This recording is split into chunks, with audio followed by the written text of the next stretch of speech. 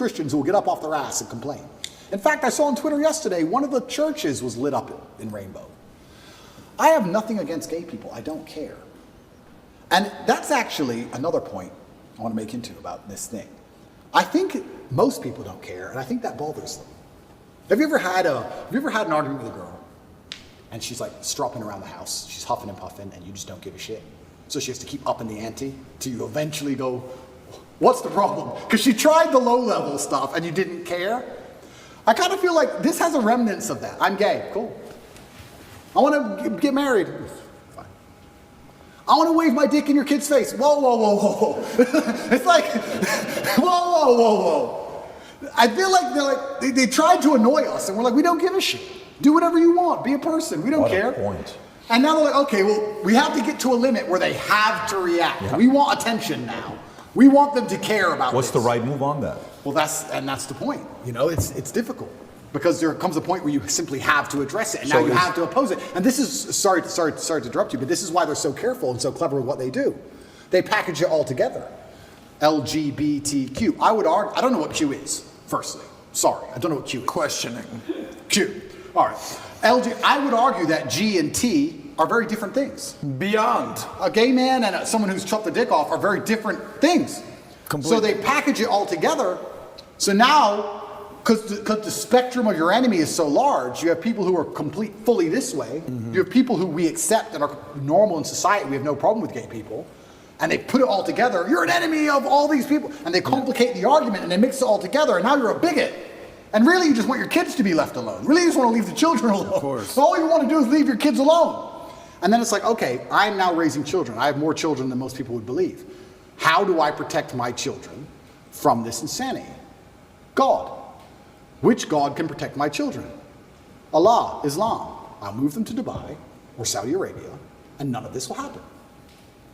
Can I trust a Christian nation? Some of them. Romania is a Christian nation, and to a large degree, they oppose quite a lot of this stuff. But they're also NATO, and they're also EU, and they also rely on bailouts and grants and money. And on a long enough time frame, even in the 7 years I've lived here, I have watched certain attitudes change because money buys influence and power. So Andrew, not to cut you off, how much of you converting from Christianity to Islam is actually the belief in God versus the societal pressures that are facing children? Because it seems like it's a little bit of both. For you to believe in God, you have to respect him. How can I believe and put my life in the hands of someone I don't respect? And I'm going to respect a God which is feared. Yeah, but it's a vertical relationship, right? It's not a horizontal. If you base it horizontally, they're going to disappoint you.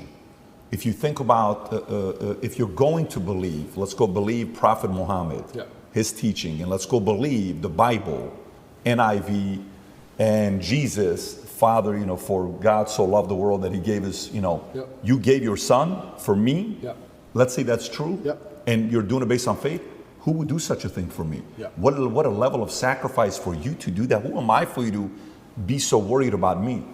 If you look at it from that angle, it's not necessarily coming from a place of fear. It's coming from a place of grace. It's coming from a place of love. It's coming from a place of, absolutely, a different feel. Because I do believe the part that upsets me is the fear aspect, that they're allowing others to mock your God, to mock Jesus, to mock whatever religion it is you're a part of, and you're kind of like, oh, they're just funny, man. No, it's not funny. You just crossed the line. Like JC has that one line where he says, don't tell me why what the guy said about me. Tell me why he was so comfortable saying it to you. 100%. Tell me why he said comfortable to you. So I think that's the part about faith. I understand when you're saying the fear and the respect side. So that's the part where fear is needed. I totally agree. But the part where you were making a point about LGBTQ, you're like, I don't even know what Q stands for, it's questioning. And then you're like, well, gay, okay, cool. Trans, listen, man, spectrum. And he said if we were to say which religion's the far right, it's going to be Muslim. Totally get it. They're on the far right. Christian today is kind of going center left today. Like they're kind of being soft right now. Okay. So if I want to raise my kids, I'm going to take my kids to Dubai, and I'm going to take my kids to Saudi Arabia. Why? Because I'm defending against some of these immoral philosophies that they have. I don't want to go there. I actually understand that argument. Yeah, and I truly, and I want to make one more point. I do believe there is one God, and I believe there's many different paths to God. And I am not a religious scholar, and I'm not an expert on Islam. I'm doing my best, and I'm reading the Quran as often as I can. And it does say that Christians on the day of reckoning will see how close they were to the truth. And we are allies. We are not enemies in any regard, Christians and Muslims. And I do believe that the idea of Christians and Muslims shaking hands and saying, let's put an end to a lot of this garbage would be fantastic. I'm not anti-Christian in any regard. I just found myself, as I became more and more religious, seeking and looking for a faith which not only I could be proud of, but a faith which was guiding in regards to, I don't know what a Christian would answer to certain questions nowadays. What does a Christian answer to, I'm a transsexual and I want to show your kids my genitals? What's a Christian? Well, a Christian's supposed to say no, do they? I know what my Muslim friends would say. I don't know. If you're a Christian, I don't know how you're supposed to act. I don't know what you're supposed to adult. I don't get it anymore. The true believer says the true no. believer. The true believer. Yeah. But how many are true believers? I don't know. I see all over Twitter, all these churches are losing their minds. It seems very complicated. Islam seems very, very simple. You know what's right, you know what's wrong. I have a question regarding, we talked about tolerance and acceptance. The other end of that is extremism. Yep. So I'm a Jew, Christian, newfound Muslim, respect, look at us all hanging out here. Yeah, that's the beginning of a joke somewhere. You know, so we're talking about accepting I have gay friends, I have lesbian friends, I have bisexual. Yep. The T stuff is what, it's kind of like, all right, what's actually even happening here? You know, I'm not a, this is not my wheelhouse nor any of our wheelhouses, but one could argue that, you know, on the opposite end of the acceptance and the tolerance is absolute extremism. And I'm sure the allies of the LGBT will point to Islam and point to the Middle Eastern countries and point to the North African countries that have Islam as their religion and say they are the most extreme when it comes to LGBT. They say that it should be illegal to be gay. And in some countries you should be killed if you are gay. This is just, I'm just pointing out stats. You're right, and it's a super interesting argument because I will sit here and say that I guarantee in most Islamic countries there are gay people, and I guarantee that they have gay relationships and nobody cares as long as they're not trying to inflict on the children. It's illegal to walk down the street and do indecent things in front of children. But I guarantee if you were gay in a lot of these countries, privately, nobody would care because they're trying to preserve the family unit. And to a degree, you have to always protect innocence. When you talked about extremism, I would be friends with a gay person. Yes, I'm a Muslim, but I would be friends with a gay person because if a full-grown man decides to make a decision, it's his decision to make. But I must protect innocence as a man, so I must protect children. If two full-grown men decide to have a fight, let them fight. If a full-grown man decides to pick on a kid, that's unacceptable. So I must protect innocence. So I agree with the extremism point, but I have no problem with full-grown men doing what they want to do. Maybe some Islamic scholars are going to watch this and get mad at me. I don't have a problem with gay people and being friends with a gay person. I don't care. My problem is when you take a person who is unarmed, who is innocent, who is programmable like a child, and start inflicting your worldview on them. That is disgusting and it's immoral. That is unfair and it can't be accepted on any level. And that's the reason homosexuality is genuinely outlawed in these countries. Not because they fear what two full-grown men are going to do. They fear what's happened in the West. So two full-grown men are going to purport on the minds of children which aren't theirs. That's what they're afraid of. You know, I don't know if you saw the interview. CNN is interviewing this in Africa. And I have the video. I don't want to play the video. Obviously, the leader. Yes. And he's talking about democracy. He says democracy says, look, you can do whatever you want to do. He says, what do you think about gays? And his reaction was like, what do you mean? What they do, I don't agree with what they do. You think that's okay? Anyways, he's given his argument, right? And the lady's reaction is like, how could you? Says, look, you keep your beliefs to you. Do not bring it to our country here, right? The challenge goes back to, remember how you're like the girl that you're dating was like, so what happened? I asked you to bring the oranges from the store. How come you didn't bring it? Yeah, I forgot. Hey, so how about this? And you know, that's why you love your mom more than you love me. And you're like, oh, shit, you're getting around them. And now there's a fight, right? Okay. Well, is the mistake being too tolerant from the beginning? Is the mistake being too accepting from the beginning?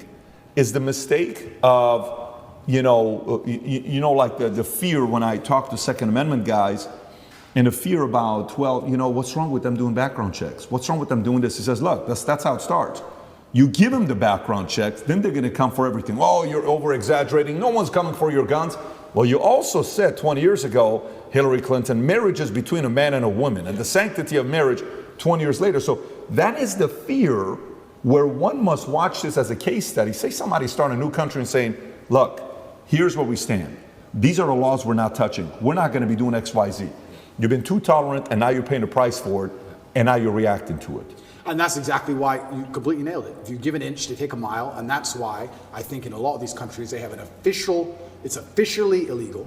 They're actually quite tolerant of it, more than you'd believe. I'm telling you, you can go to Jordan and your waiter will be a bit fruity. You can tell. Nobody cares. Nobody cares. Nobody gives a shit, right?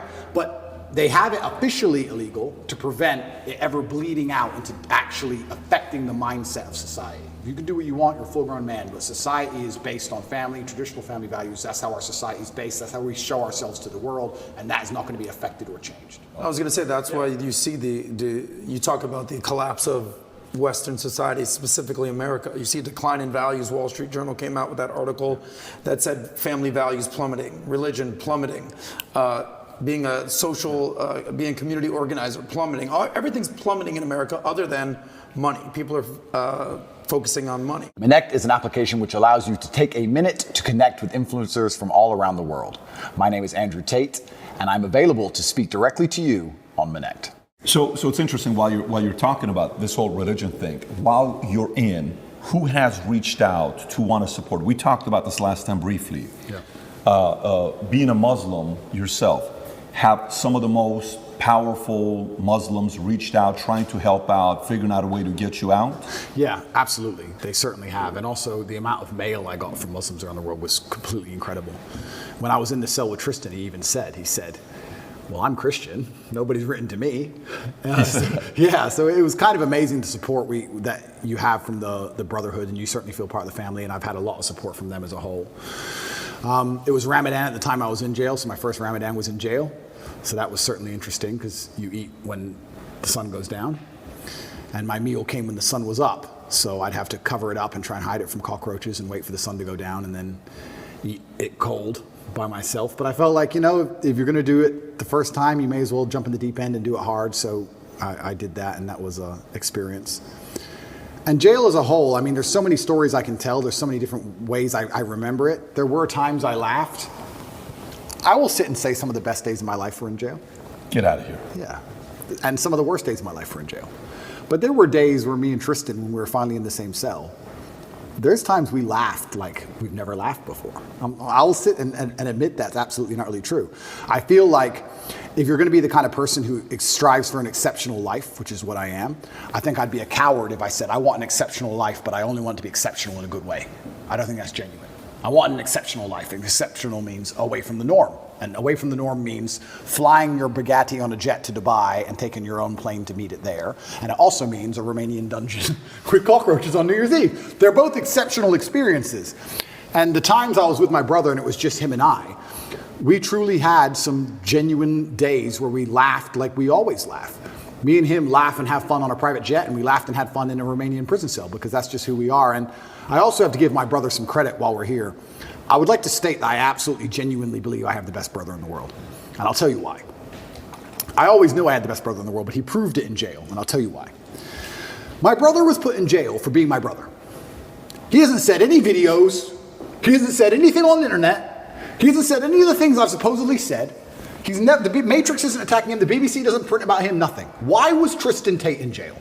Because it's Tate brothers. So they just took him and threw him in a cell. Now what's interesting is, when I got out of jail, so many people near me got heat. Old business partners got heat with the tax. They got hit with like tax paperwork, and they were calling everyone who's ever known me, and ex-girlfriends got heat, and all these people got heat. And some people complained, some people didn't. But some people were like, oh, since you've been in jail, it's been so stressful for me. The media's outside my house. I'm like, stressful for you? I was in jail. What do you want me to do? And people were complaining at me. And as these people started to complain, I sat there, I said to Tristan, you got thrown in jail purely for being my brother. And never for a fraction of a second did you even moan. Not even for a fraction of a second did he say, oh, they only put me here because of you. Why am I here? I'm innocent. This has nothing to do with me. Nothing. In fact, he said the absolute opposite. He said, I am so glad I went to jail with you. I would be furious if they sent you here by yourself. If they're going to lock you up, they better lock me up. And there was a time, about 2 months in, because there's less media pressure on Tristan, they were talking about releasing Tristan first. And he was saying, no, I won't leave without Andrew. Going down with the ship. I won't leave unless my brother leaves. Wow. I won't leave. And he was telling the guards, I won't leave. Keep me here. I'm not leaving. And they said, the judge says you have to leave, you have to leave. He goes, then I will stand outside the gate. I will sleep outside. I ain't leaving this jail. And our lawyer said, well, we can make an appeal to just release you because there's less media scrutiny around you. And Tristan's like, no. Andrew's in jail, I'm in jail. Refused to leave. He was adamant he had to stay. That's a brother for me. And it was the same for me. I said to Tristan, if they came into me and said, Andrew, go home, I'd be like, no way. If Tristan's in jail, I'm in jail. We're in jail together. He never for a second complained, never bitched, never moaned. And he was only in jail for being my brother. And then I come out and there's other people, oh, they sent me a piece of paper, blah, blah, blah. You're moaning? It's unbelievable.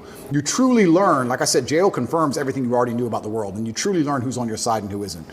And that's good to learn, but it's actually crazy. The larger psychological analysis of it all, everyone lives inside their own minds, right? So it's kind of crazy. I came out of jail, and some of the first messages I got from people was them complaining about the problems me being in jail had given. Like, you think that wouldn't happen, right? You think, oh, you come out of jail, people would be like, oh, are you okay? They're like, oh, you're okay? You're out now? Okay, yeah, well, listen, Mo. You'd be amazed. You'd be amazed. And I'm like, I was in jail. What do you want me to do? Yeah, that sounds unfortunate. I was in your jail cell. What do you want me to do about it? It's kind of crazy how much everyone's kind of self-interested. So it's been a learning curve, and you learn a lot about a lot of different people, and your circle gets smaller. And I think that's probably one of the reasons God put me in there, to just learn a lot and make my circle smaller. And you just have to listen to him and pay attention to it and say, okay, right, you're off, you're off, you're off, you're on, you're on, you're on. But my brother, I have to give him credit, because I tell you, I also think me and Tristan are one of the best teams in the world because we have different roles inside of our brotherhood. My role is to be concerned and to panic. Not panic, that's the wrong word. I never panic. My role is to be concerned and try and fix the problem. I'm in jail, pacing up and down. How do we get out? And Tristan's role is to not care. And together, that helps us achieve the objective best, because when we really need to get out, I'm in charge. His role is to not care. Sometimes, when it was at the height of frustration, I needed his superpower. Tristan's superpower, and this is his superpower for life, is he is the master of not giving a fuck. We would go to court. We would go to court. Imagine this. You're in jail, right? Weekends were the worst, because the TV was worse on weekends for some reason. Like you had like 3 channels, and the weekends were the worst, and you could hear out the window everyone having fun. I hated weekends. So when a Friday would roll around, I'd say, okay, Tristan, we just have to zen away the weekend. And on Monday, there's court. We just have to zen away the weekend. So for the weekend, we just sit there staring at the wall. Intrusive thoughts, you can't sleep, all those things you're trying to get out your brain, just sitting in silence because the room's tapped, just staring at the wall, just staring at the wall. And you think Monday would never come. And Monday would eventually come, right? Or Sunday night comes, and 8 a.m. on Monday, they're gonna take you to court, and they might let you go home. They might let you go home. You've done nothing. This person in this room can decide if you go home. And it's Sunday night and you can't sleep and you're awake all night long. There's no clock, but you just the seconds feel like hours. You're just sitting there. Eventually 8 a.m. comes. Put you in handcuffs, walk you to the court. You walk in there, everyone speaks Romanian, don't have a clue what's going on. Everyone's just talking at each other in Romanian. Then they say you'll get the answer in 3 hours, go back to jail. When I went back to jail, I was sitting in the room. I was like, do I pack to go home? No, that's too optimistic. Okay. But you're nervous. You're anxious. Am I going to go home? Is it over? Do I get to go home? I called the lawyer. Do you have an answer yet? No answer yet. Okay. Sitting there. I can barely sit still. Tristan finishes court, walks straight into the room. It's a matrix attack. It's bullshit. I'm going to sleep. And went to bed. Clean asleep. I was like, how the fuck are you asleep? He didn't care at all. Gotta respect. He just went straight to bed. And then when he woke up like 6 hours later, matrix attack? I'm like, yeah, you thought so. And just rolled back over. Didn't care. But it's perfect for a guy like you. But that's what you need. I need that. I agree. Because if I had someone else next to me as hyped as me, I would have gone insane. I agree. I need someone like him who's just like, he had the superpowers like, bro, I love jail. Jail's great. Look, we got coffee. I love jail. None of my women are messaging me. I love jail. I'm telling you, I had 45 minutes on the phone a day, and I used all of my minutes. Tristan never made a single phone call from jail. Get out of here. Not one. I was like, Tristan, do you want to speak to anyone? Nah. Sit there watching Romanian news. Didn't give a shit. Like bulletproof. But the only reason he's so bulletproof that way is because he knows I'm doing the absolute best the other way. He couldn't be that way if I wasn't trying to get us out. because then he would try to get out. like the yin and the yang. You need the yin and yang. So like when it was chill time, it was his mental frame. And when it was how do we get out of here, it was my mental frame. But Tristan's superpower is genuinely not caring. I can't explain the level of how much it didn't affect him. He didn't bother him at all. I didn't see him sad, nothing. He was smiling. He didn't care. You consider yourself a stoic. How much more stoic is he than you? I just think we have different roles, and I think we've evolved into them over the time, because it's not just jail, it's with everything. That's what we are with everything. If there's a business problem, I'm the one who's like, shit, we have to fix this now, shit. And Tristan's the one like, Andrew, you are so ridiculously rich, chill. But we need that. We need both, right? But he couldn't be that chilled if I wasn't the way I was, because he wouldn't be successful. Totally. So you need the opposites. Yeah. So everyone goes, oh, you and your brother are so close. We're so close because we're actually very different people. But yeah, he was amazing in jail. And even afterwards, I still struggle to sleep. He sleeps fine. Because I think my experience of jail was a far more stressful one. But I adopted that. Now, I'm not saying I couldn't have done what Tristan did. I could have done what Tristan did. If I were to go into jail and say, your MO is to not care, I could not care. But my MO was, how do I get out of this matrix attack? So I was the most stressed I've ever been in my life. So that's carried over. So I don't sleep. He sleeps fine. But he slept fine in jail. So why wouldn't he sleep fine now, right? So yeah, it was interesting, but I have to give him props, because it's amazing to have that level of clarity. And he said things which were absolutely and utterly true, things I already knew, but it was nice to hear. I want to ask you a question on this. So I have two boys, right? And one day they're going to watch this. They're not going to watch it right now. They're 11, 9, but they're one, they're going to watch this, right? And in school, I'll go and the kids that are, 11, 12, 13, they're like, you Andrew Tate, how was that interview? Oh my God. So 11-year-old kids are watching these types of content, by the way. That's pretty wild where they're at.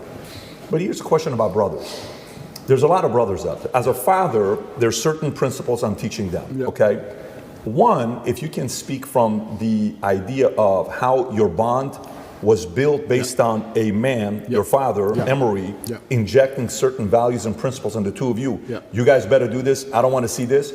And then which part of the code did you guys create? Because there's friendship, but there's brotherhood. There's a very different story. Absolutely. How was that developed? Yeah, so my father, and I have endless stories about my father. A lot of people who dislike me would call him an extremist. I don't think he was an extremist. I truly believe I had the best father on the planet.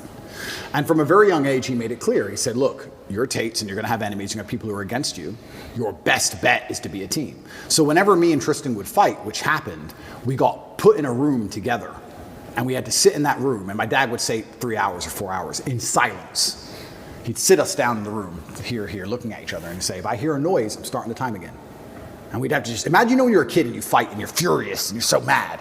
And then you end up sitting across from the person you hate. Silent. Because if you make a noise, Dad gets mad. And Dad's outside, right? So just sit there, 2 hours, don't make a noise.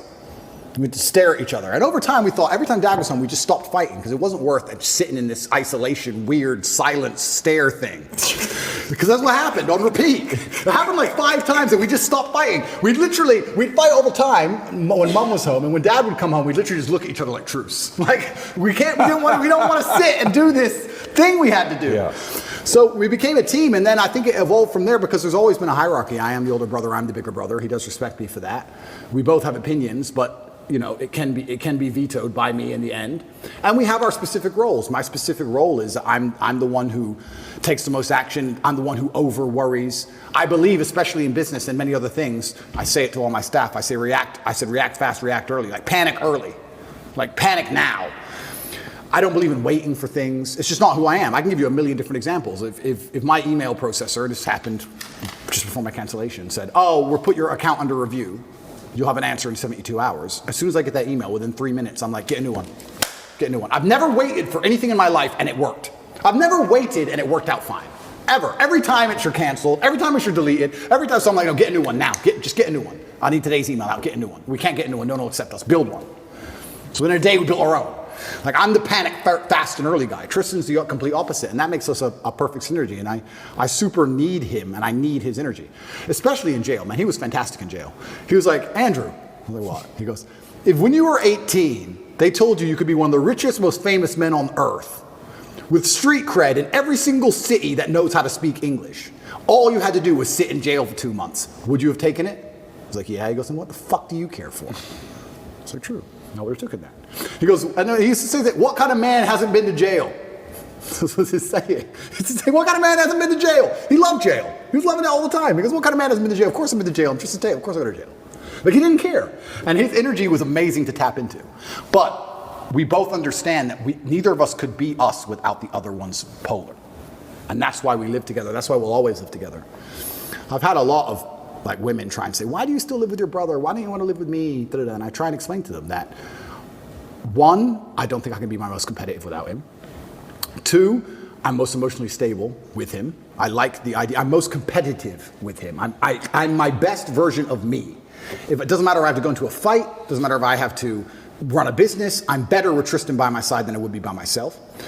And three, my ideal family life, even my ideal family, the way I live my life now, is very much more like a clan than a nuclear family. I like me, my girl, my kids, Tristan, his girl, his kids, my cousin, his girl, his kids. I like this idea of lots of people. I like that. I like that feeling.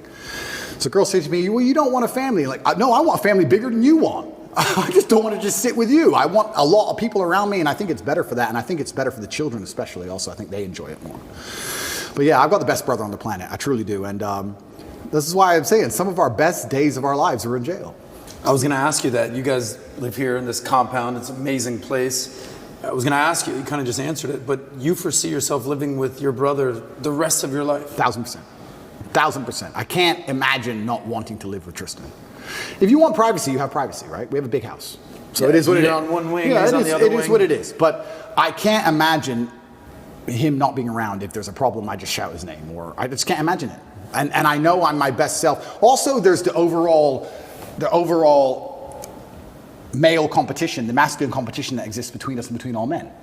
So we live currently here. We got me, my brother's personal trainers here. We got camera guys here. We got war room guys here. We got loads of guys here. But I can give you a million examples. There was a record set next door of a gym, and there's a stair machine, and there was a record set of 188 floors within a time frame. I came along and smashed it with 198. I only held the record for 45 minutes because someone beat it with 202. As soon as the record's beaten, everyone gets pissed off and puts their trainers on, puts their shoes on. As soon as it's beaten, everyone gets mad. Who beat it? Who beat it? And everyone goes and did it. And that's how you push yourself to the level you never thought you'd be able to push yourself. 202? 202 floors in 30 minutes. Good luck. 230 minutes. No, that was beaten with. Now it's 222. Been beaten again. I don't know if I'll ever get to that. But I'm still 198. I've got to try again. But the point is, when you have men around you, there's that natural masculine competition, and that's what drives you. If you're going to be the best version of yourself, even if you're a boxer training for a fight, you train with a team. You train with other boxers.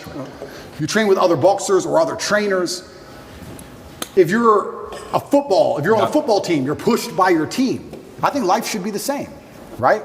Imagine you took the normal average man and you moved him into a house of 5 people, and you had a philosopher and a fitness expert and a hypnotist, whatever it was. That will make him a more competitive person overall because he's trying to compete with all the other people who are on his level. You don't want to take bitch position. So I don't like the idea of my life without masculine competition. That's why I'll always live with my brother. And if you met a girl one day who says, Tate, I want to have your babies, live with you, but it's kind of weird that your brother's here, what would you say to her? Yeah, a few of them have said that. I offer some degree of compromise. I'm like, look, we can have our own house separate if you really want, but I'm going to be spending a lot of time at that other house, including nights over. I want to stay with where my brother is. So you would compromise a little bit, but he's going to be living next door or with you. 100%. And I don't think, and that may be unusual in the Western world. I don't think that's unusual in many places. I love that, by the way. Well, you talk about this all the time. Oh, you don't even know how much I love that. Yeah, I love that. To me, as a kid, that was a dream. Like if you could, right next to each other, there's a family in our community, billionaire family. They live right next to each other. The oldest